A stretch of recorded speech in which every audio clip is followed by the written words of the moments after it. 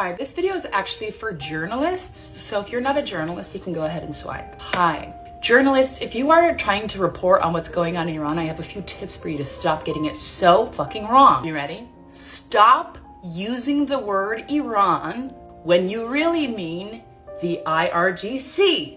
Okay, Iran is a country. It is a word that is thousands of years old, and it descends from the native tribes of that region who have existed there for roughly about 6,000 years. They're not the same thing. Iranians are not fighting Iran. Iranians are fighting for Iran. Okay? I'm gonna give you a little example.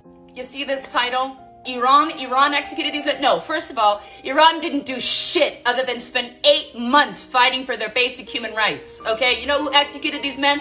The IRGC executed these men. And they didn't execute them, they fucking murdered them in cold blood. This wasn't a trial, they weren't executed on any charges. The government came to their goddamn families' houses with guns and threatened them into silence. They weren't accused. They were threatened to fucking shut up! The IRGC has murdered more people this year than there have been days in the year. Over 200. We're getting up to 300, and we haven't even had 150 days so far in 2023. Does that sound like trials to you? Does that sound like any country would have any reason to execute so many people at once? And that's just the official number they're willing to tell us. We found dozens of protesters' bodies at the bottoms of rivers, at the bottoms of lakes, in mass graves all across the country with signs of torture, with signs of rape. Every single one of their families is currently being threatened with execution if they say jack diddly shit about it. And anyway, what are they being accused of?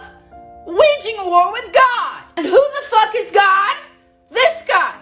This guy thinks he's fucking God. And you're like, oh, they were executed. They're being held hostage by a goddamn child rapist. His predecessor raped a 4-year-old girl, and it's been confirmed by their writings. In conclusion, Iran is the country where Iranians live. The IRGC is the one who rapes Iranian children. Okay?